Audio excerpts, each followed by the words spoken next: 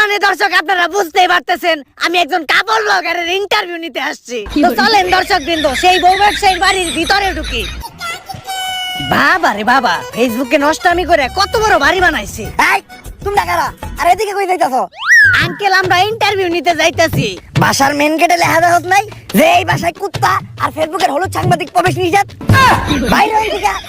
বাংলাদেশের সব পোলাকে বিসি জোড়া দিলে অতগুলো বিসি হইব না যতগুলো ফেসবুকে হলুদ সাংবাদিক আছে। কোন একটা নিউজ পাইলেই হইছে কুত্তার মতো জিবলা বাই করে আয় পড়ে। আঙ্কেল আপনি ভুল ভাবতেছেন, আমি ফেসবুকের কোনো হলুদ সাংবাদিক না, আমি অসময় টিভি থেকে আসছি। TV channel? সরি বাবা। আচ্ছা আঙ্কেল, এই বাড়ির মালিক আপনার কি হয়? আমি তো ওর বাবা। কি বলেন আঙ্কেল, আপনি একজন কাপড় ব্লগারের বাবা? আচ্ছা আঙ্কেল, আপনি যে একজন বউ ব্যবসায়ীর বাবা, এতে আপনার অনুভূতিটা কি? ওয়াক্ফু লজ্জা করে। আমি তো সমাজে মুখই দেখাইতে পারি না, এর লেগে আমার কেউ জিগাইলে আমি কই দিয়ে আমি কামলা দিয়ে খাই। আমার কোনো পোলাপান নাই। আঙ্কেল আপনি এভাবে বলতে পারেন না। যত যাই হোক, আপনি তো একজন সফল বউ ব্যবসায়ীকে জন্ম দিয়েছেন। ধর্ম তো আমি দিতে চাই নাই, আসলে ওটা ভুলে হয়ে গেছে। দুষ্টা তো আর আমার না, দুষ্টা হইলো ওই ঘরের রাইতের। ফার্মেসি খোলা ছিল না।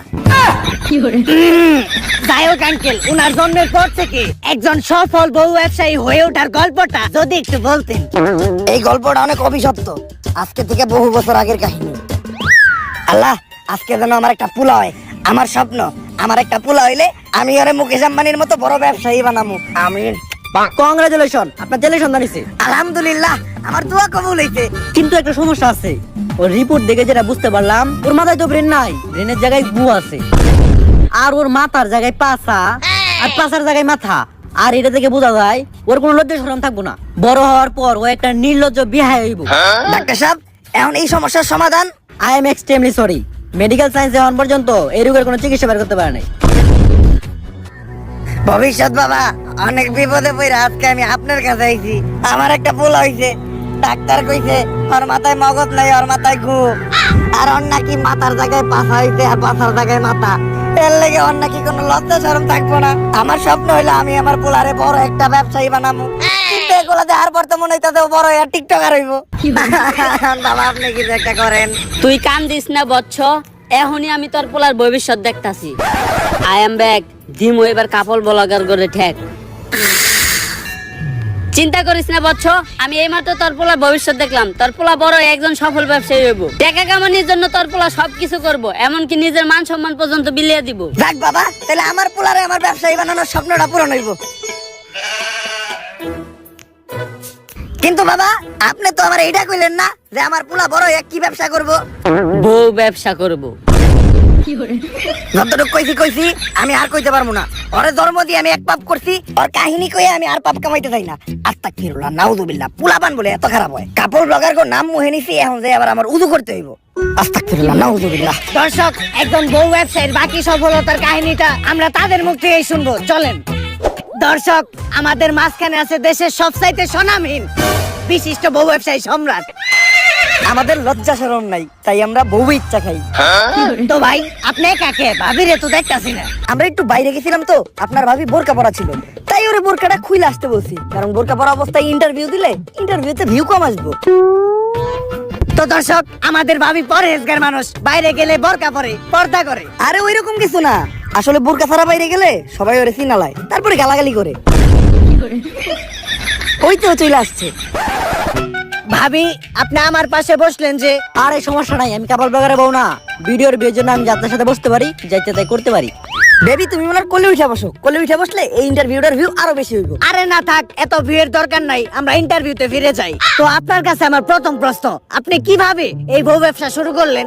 দেন, এই বউ ব্যবসার যাত্রাটা এতটা সহজ ছিল না।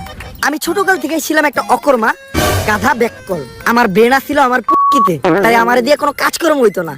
যেই চাকরি করতে যাইতাম ওই জায়গায় খালি লাত্তেই খাইতাম। তাই আমি মানসিক ভাবে অনেকটা ভাঙা পড়ি। তারপরে একদিন আমি আমার প্রিয় শায়কের একটা ওয়াজ শুনলাম যে যদি তুমি কোনো মেয়েকে দেখে মানসিক শান্তি পাও, দ্যাটস ইনাফ ফর ইউ। তারপরে আমি খুঁজে পেলাম আমার মানসিক শান্তি। আর ওরার আমার ভিতর একটা জিনিসের মিল আছে, কি জানেন? কি? আমরা দুইজনেই নির্লজ্জ বেহায়া। আর বিয়ের শুরুতে আমাদের আর্থিক অবস্থা তেমন একটা ভালো ছিল না। আর ব্যবসা করতে তো পুঁজি লাগে, আমার কাছে ব্যবসা করার মতো পুঁজিও ছিল না। তখনই আমার মাথায় আসে একটা বিজনেস প্ল্যান। যে ব্যবসা করতে কোনো পুঁজির প্রয়োজন হয় না, শুধু একটা বউ থাকলেই চলে। আর এমনি ব্যবসায় তো লস খাওয়ার সম্ভাবনা থাকে, কিন্তু এই ব্যবসায় লস খাওয়ার কোনো চান্সই নাই, খালি সফলতা আর সফলতা। সেইটাই হচ্ছে এই বউ ব্যবসা। আর তারপর থেকেই আমরা শুরু করি এই কাপড় ব্লগ। আর আজ আমি একজন সফল বউ ব্যবসায়ী। ভাই, দর্শক জানতে চাই আপনার এই সফলতার পিছনে আপনার বউয়ের অবদান কতটুকু? আরে পুরো অবদানই তো আমার বউয়ের। এই কাপড় ব্লগে সফল হইতে গেলে শুধু আপনার একার নির্লজ্জ হইলেই হইব না, আপনার বউয়েরও হইতে হইব নির্লজ্জ। বউ যত বেশি নির্লজ্জ, কাপড় ব্লগে তত বেশি ভিউ। এই যেমন ধরেন, আমি যদি এখন ওরে কই যে জামাটা খুইলা লাও, ক্যামেরার সামনে জামা খুইলা লাইবে 1 সেকেন্ডও ভাববো না। আরে বেবি, এখন খুইলো না, এটা তো আমাকে ক্যামেরা না, জামা খুলবা খেলে আমাকে ক্যামেরার সামনে, ভিউ বেশি হইব। আমাকে লজ্জা শরম নাই, তাই আমরা বউ ইচ্ছা খাই। তো ভাই, আমরা শুনেছি কিছুদিন আগে ভুলবশত আপনাদের একটি লিঙ্ক ভাইরাল হয়েছিল, এই বিষয়ে যদি কিছু বলতেন। ভাই, আজকে আপনার একটা গোপন কথা কই, লিঙ্কটা তো ভুলে ভাইরাল হয় নাই, ওই লিঙ্কটা আমরা দুইজন মিলে ইচ্ছা করে ভাইরাল করছি, তাই না বেবি? বেবি, দুইজনে ভিডিওতে এত নষ্টামি করলাম, ভিডিওর ভিউ বাড়ানোর জন্য নির্লজ্জের সর্বনিম্ন স্তরে নেমে গেলাম, তারপরেও তো ভিডিওর ভিউ বাড়তাছে না। আমা করে কেউ চিনে না, আমগো কোনো টাকা ইনকাম হয় না, অভাবের সংসার, দিন আনি রাত খাই, এইভাবে আর কতদিন চলবো?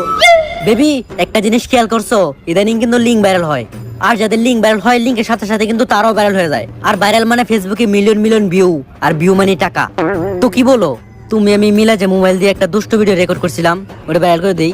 জান, এই কথাটা তো অনেক আগে থেকে আমি তোমার বলতে চাইতেছিলাম, কিন্তু বলি নাই। তুমি কি না কি মনে করো? আরে আমি কি মনে করবো, কাপড় ব্লগ করি মানে আমি তোমার থেকে বেশি বেহায়া। ওইটা তো আমি জানি, কিন্তু ভিডিওটা ভাইরাল হয়ে যাওয়ার পর আমরা মানুষের কাছে কি জবাব দিব? আরে বলবো আমাদের মোবাইলটা হারিয়ে গেছিল, তারপর কেউ না কেউ ভাইরাল করে দিছে। ডান। বেবি, আমাদের লিঙ্ক তো ভাইরাল হয়ে গেছে, আর লিঙ্ক ভাইরাল হওয়ার পর আমাদের ফেসবুকের প্রত্যেকটা ভিডিওতে মিলিয়ন মিলিয়ন ভিউ, আর আমাদের ফ্যান ফলোয়ারও কমেন্ট করতেছে। দেখি কি কমেন্ট করছে। আপনাদের এই ভিডিওটা ভালো লাগছে, এরপরের লিংকের জন্য অপেক্ষায় রইলাম। ওইদিকে দেখবো সবাই আমাদের খেলা, আর এইদিকে চলবো আমাদের পেজে লাইক আর ভিউ এর মেলা। এইটাই তাহলে আসল কাহিনী। হ্যাঁ, কিন্তু এই ক্লিপটা আবার ইন্টারভিউতে দিয়েন না, এডিটের সময় এই ক্লিপটা কাইটে দিয়েন। কিন্তু এটা তো লাইভ চলতেছে। আরে কি এর ওইটা লিংক, ওইটা তো একটা শিক্ষণীয় ভিডিও। ওইটার মাধ্যমে আমরা যুব সমাজকে শিখাইছি যে কিভাবে আপনারা লিংক ভাইরাল হওয়ার পরেও আমাদের মতো সুইসাইড না কইরা অসম্মানের সাথে এই সমাজে বেঁচে থাকতে পারবেন। আচ্ছা ভাই, এই লিংক ভাইরাল হওয়ার পর পাবলিক আপনাদেরকে কিভাবে নিয়েছে? আর একেবারে পজিটিভলি নিছে। এই দেন আমাকে ভিডিওর কমেন্ট যাইতাছি, এই যে একজন কমেন্ট করছে, কুত্তার বাচ্চারা তোরা এখনো সবার সামনে মুখ দেখাস কেমনে? আরে এটা তো আমাকে হেটার। আপনি এর পরের কমেন্টটা পড়েন। ভাই, আগের 2 মিনিট 91 সেকেন্ডের ভিডিওটা একটু ছোট হয়ে গেছে, এরপর 1 ঘন্টার একটা ভিডিও দেখতে চাই। এই আপনি পরবর্তী প্রশ্নে যান। তো মানুষ বলে কাপড় ব্লগারদের কন্টেন্ট নাকি সবচাইতে খ্যাত কন্টেন্ট, জঘন্য কন্টেন্ট, তো এই বিষয়ে আপনার মতামত কি? কে বলছে? আমাদের কাপড় ব্লগারদের কন্টেন্টই তো সবচেয়ে কোয়ালিটিফুল কন্টেন্ট। আমাদের কন্টেন্ট গুছানো, শিক্ষণীয়। যেমন ধরেন, দর্শক একটা কথা আপনারা শুনলে একদম অবাক হয়ে যাবেন, আমার বউয়ের আজকে হইছে পাতলা পায়খানা। ও সেই সকাল 6টায় ঢুকছে, আর এখন বাজে দুপুর 1টা, এই পর্যন্ত ও খালি হাঁকতেই আছে হাঁকতেই আছে। এই দেখেন পুপুকের আওয়াজ হইতাছে টয়লেটের ভিতর থেকে, কি গন্ধ। আজকে আমি আমার বউরে দিব একটা সারপ্রাইজ। এই যে দেখেন একটা নাপা এক্সট্রা, এই নাপা এক্সট্রাটা আমি আমার বউরে খাওয়াই দিব, তারপর ওর পাতলা পায়খানা একদম ভালো হয়ে যাইব। বেবি, তোমার কি হইছে? হইছে জান, কেমন? একদম পানির মতো। আচ্ছা, তুমি এই নাপা এক্সট্রাটা খাও, সাথে সাথে তুমি ঠিক হয়ে যাইবা।